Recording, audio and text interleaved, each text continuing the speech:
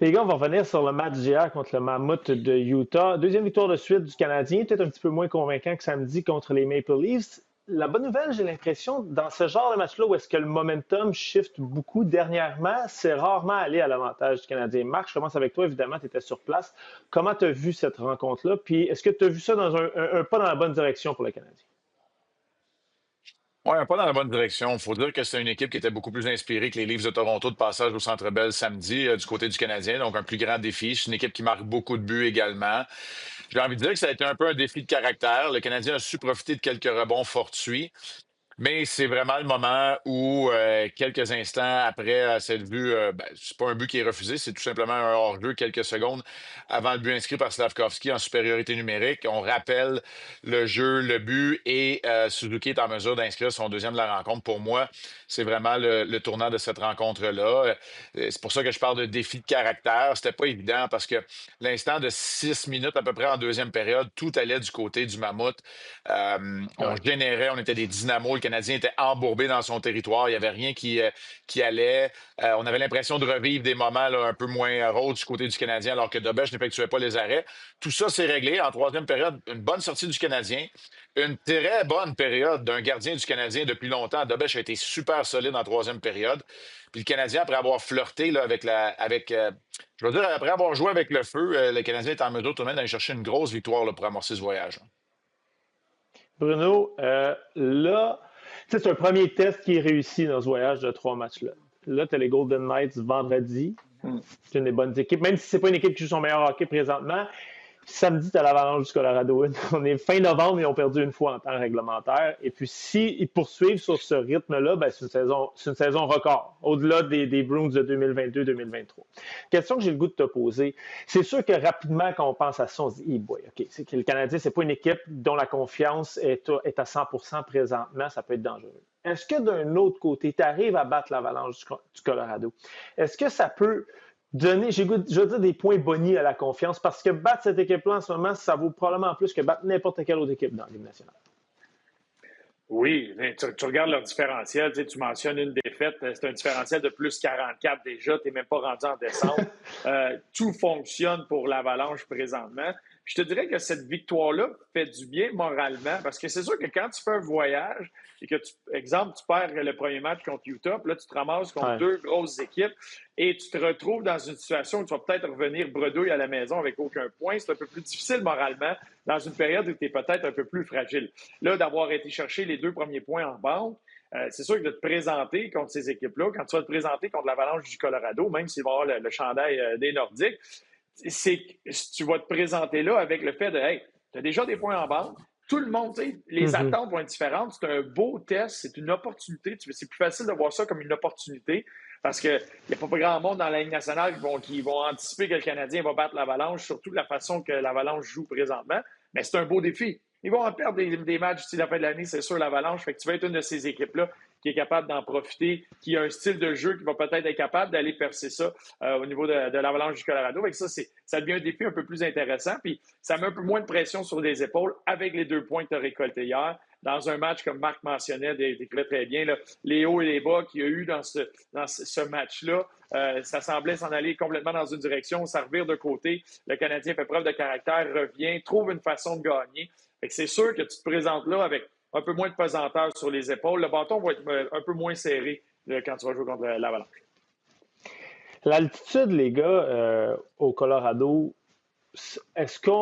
jusqu'à quel point c'est un impact pour l'équipe qui visite? Est-ce qu'on exagère l'effet que ça peut avoir? Est-ce que, au contraire, je sais pas, dans les 5-10 premières minutes, ça peut vraiment être un avantage pour l'Avalanche qui est habitué de jouer à domicile, évidemment, avec l'altitude? Marc, je commence avec toi. Quand j'ai joué les années que j'ai passées au Colorado, on s'en rendait beaucoup plus compte quand on arrivait dans une autre ville, à une autre destination. On arrivait à Dallas, là, puis on la sentait l'humidité, on avait l'impression qu'il y avait beaucoup d'air à respirer. Ouais. Je pense que c'est beaucoup plus en aérobie, hein, dans le fond, l'effet immédiat. Donc, c'est beaucoup plus dans les périodes subséquentes. Le Canadien va arriver tard dans la soirée après un match à 13 heures ici, heure de Vegas. faut pas oublier une chose cependant, avec les caprices de la longue semaine de l'Action de grâce, il y a 20 équipes qui jouent des situations de 2 matchs en 24 heures. Et l'Avalanche du Hmm. Colorado va avoir une plus longue envolée que le Canadien pour revenir à Denver alors qu'ils vont jouer contre le Minnesota. Alors, l'effet fatigue risque d'être à peu près égal des deux côtés. Cependant, c'est sûr que les joueurs de l'Avalanche sont habitués de s'entraîner en altitude. Alors, à long terme, c'est sûr qu'il y a des avantages sur la performance. À court terme, on tend plutôt à démontrer, surtout avec peu d'acclimatation, qu'il n'y aura pas un gros effet. Mais c'est sûr que s'il y a un avantage, il est du côté du Colorado.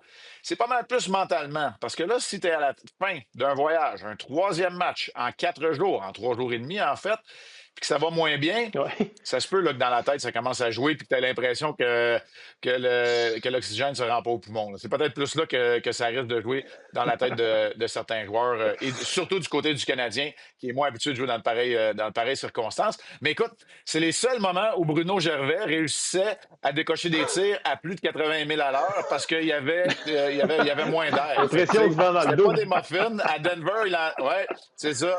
À Denver, il était capable de lancer plus fort.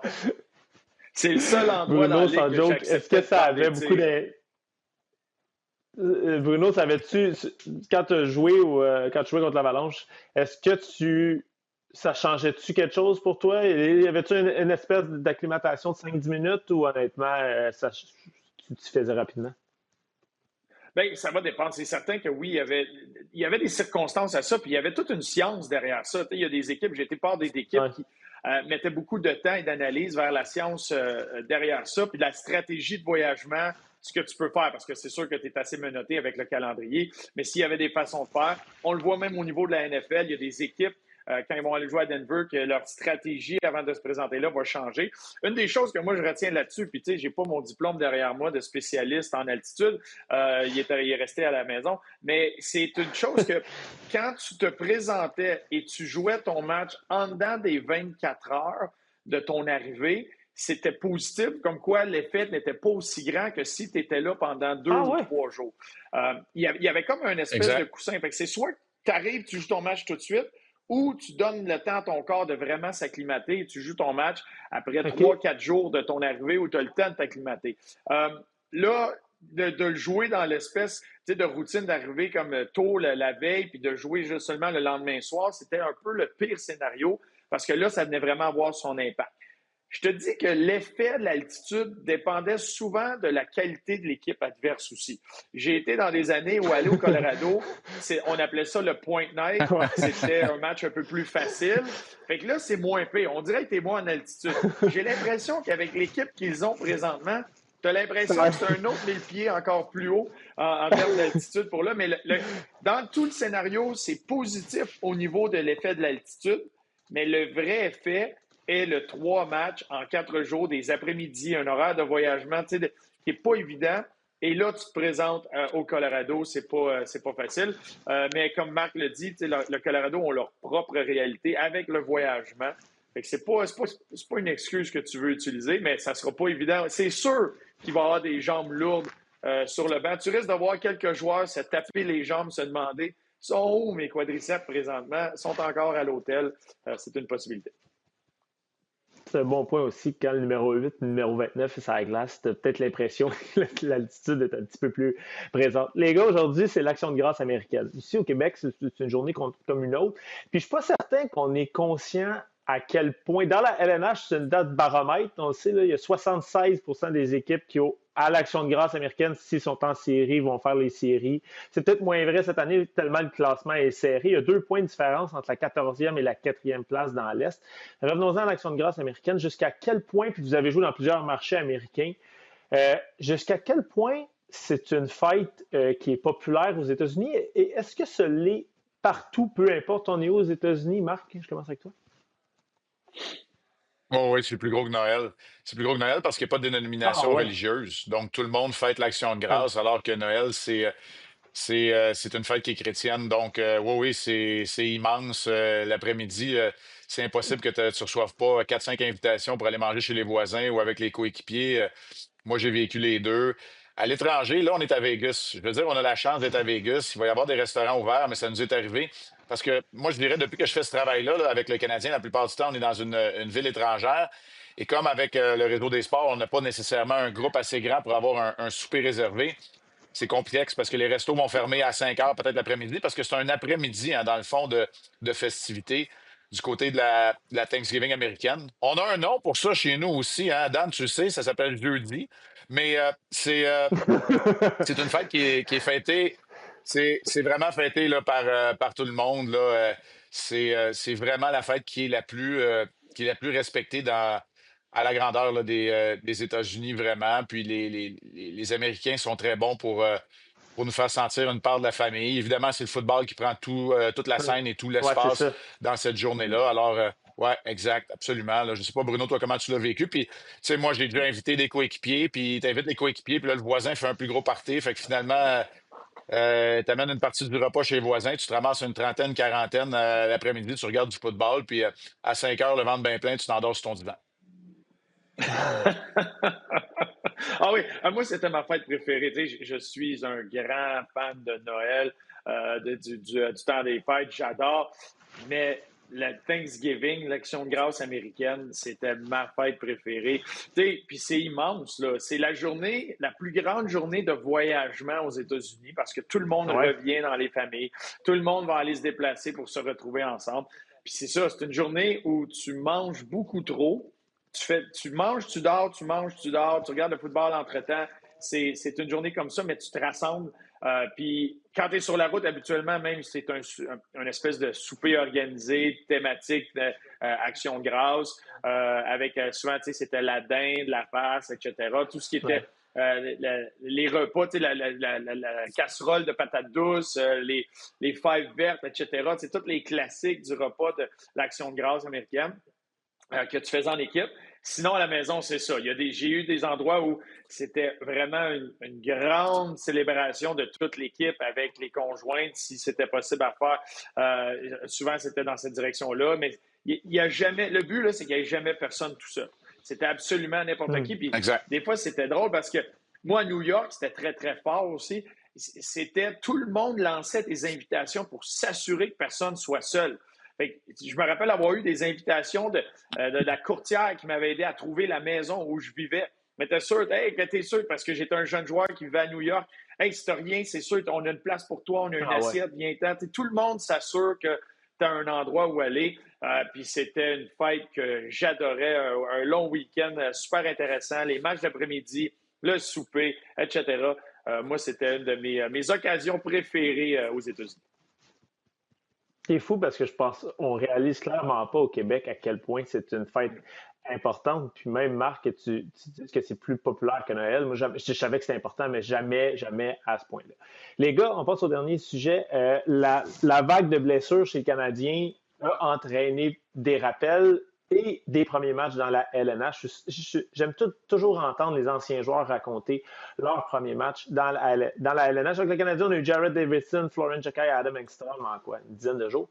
Un premier match dans la LNH, les gars, là, durant la journée, avant d'arriver à l'arena, la sieste de l'après-midi, je suis pratiquement certain qu'elle est impossible à faire. Puis un coup que le match est commencé, c'est quand dans le match que ça revient un match comme un autre? C'est quand on voit plus les estrades, on voit plus le futur membre du Temple de la Renommée au banc avec nous. C'est quand que ça redevient un match normal, si ça redevient? Bruno, je commence avec toi. Bien, puis je me rappelle pas, tu sais, si je sais que je l'ai raconté quelques fois. Moi, j'ai pas eu le premier tour de la recrue. C'était pas une tradition qui existait. C'était l'argent au tableau. Hein? Tu mets l'argent au tableau. Fait que là, tu te lèves dans la chambre pour aller placer ton argent au tableau que tu vas remettre au fond d'équipe advenant une victoire parce que tu veux une victoire à ton premier match. Moi, je me rappelle, c'était au Joe Louis Arena. Bruno, j'imagine, relativement c'est pas à ce moment-là. Pour la Ligue nationale. Là. Non, c'est ça. Puis les gars comprennent très bien la situation. Tu sais, mon premier appel, ton premier match. Moi, j'avais été rappelé, l'équipe jouait au Joe Louis Arena. Puis j'ai commencé à vivre l'expérience de la Ligue nationale même un peu avant le match. C'était un match d'après-midi. Et au Joe Louis Arena. Et les repas dans la Ligue américaine, les repas d'avant-match, du moins dans l'organisation où j'étais, c'était du poulet, des pâtes puis de la sauce tomate. Puis des fois, le poulet n'était pas très cuit puis très sec. C'était très, très, très minime. Puis c'était pas la grande gastronomie. Fait que quand je suis arrivé à un repas d'un match d'après-midi dans la Ligue nationale, hey, c'était le meilleur buffet qui pouvait exister parce que dans ce genre de repas-là, c'est que tu as tout ce qu'il faut pour les déjeuners, pour ceux qui veulent déjeuner, puis tu as tout ce qu'il faut pour ceux qui veulent dîner. Fait il y avait filet mignon, il y avait poulet, il y avait saumon, il y avait des pâtes, il y avait du riz, il y avait de la salade, il y avait une station d'omelette, il y avait des œufs, il y avait du bacon, de la saucisse. Il y avait tout ce que tu pouvais imaginer. Et moi, quand je suis arrivé là, ça a été une première expérience que j'ai adorée. J'ai peut-être exagéré aussi sur mes repas. J'ai vraiment emmagasiné de l'énergie pour le mois qui a suivi. J'ai mangé un peu trop de ce match-là. Mais moi, c'était un rappel. L'organisation m'avait dit, on te rappelle, on va y aller avec 7 défenseurs. On n'a pas besoin d'un défenseur, mais je connaissais une très belle saison dans la Ligue américaine. J'étais le meilleur buteur de la Ligue à ce moment-là, des défenseurs. Puis il m'avait dit, c'est comme une récompense. On veut que tu viennes. On est super satisfait de ton travail dans la Ligue américaine. On n'a pas besoin d'un défenseur, mais viens vivre le voyage avec nous. C'était Détroit, c'était Columbus. Viens vivre ça. Puis la manière que ça avait été fait, c'est que je faisais 2 présences en première, 2 présences en deuxième. Puis après ça, je détachais mes patins, je me prenais un sac de popcorn, puis je faisais juste regarder le match. C'était un petit peu l'approche qui a été faite à ce niveau-là. Mais moi, ma première présence est après un temps d'arrêt télévisé. Et j'embarque sur la patinoire avec Alexis Zitnik. Vous vous rappelez, on l'appelait le Caveman. Je suis sur la patinoire parce qu'on va embarquer ensemble pour aller faire notre présence. Et de l'autre côté, quand ils ont vu la jeune recrue avec un numéro bizarre embarqué sur la glace, bien, ils ont embarqué, c'était Datsuk, Shanahan et Cleary. Fait que moi, quand j'ai vu Datsuk embarquer sur la patinoire, je me suis dit, ben, il va me retirer, il ne me laissera pas y aller. Fait que je fixais l'entraîneur des défenseurs en lui disant, de mes yeux, tu vas-tu faire un changement? Est-ce que tu fais un changement? Parce que là, c'est Datsuk, c'est Shanahan. Puis à un moment donné, il m'a regardé, il s'est juste mis à rire, puis il m'a regardé, il dit, non, you're going. Tu y vas? Fait que là, ça a été ma première présence. Celle-là, il est arrivé une rondelle de derrière le filet qui s'est glissée derrière Di Pietro. J'ai réussi à dégager.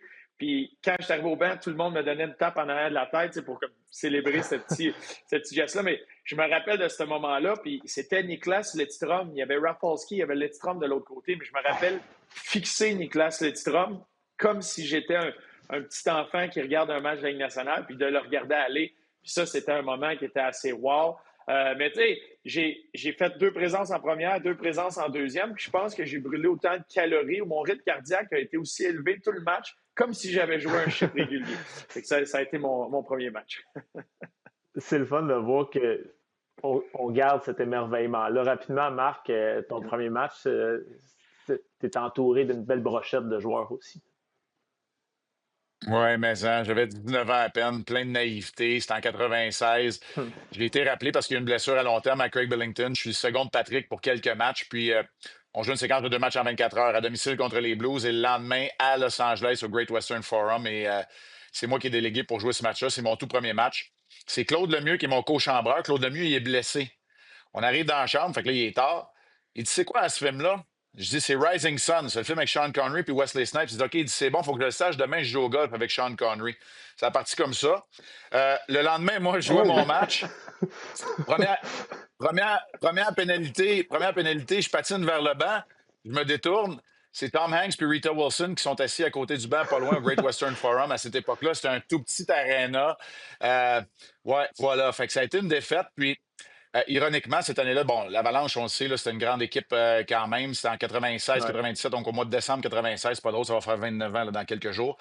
Puis, il y avait juste Aaron Miller qui était une recrue à cette époque-là. Stéphaniel était le joueur le plus jeune, mais c'était Aaron Miller qui était le joueur recrue. Puis, comme on jouait à Los Angeles, c'est 4 jours plus tard à Vancouver, c'était le souper des recrues. Puis là, il m'avait dit, les gars m'avaient tous dit, regarde, demain, tu vas venir, puis inquiète-toi pas, je sais que tu n'as pas eu ton premier chèque de paye, mais on va mettre une limite.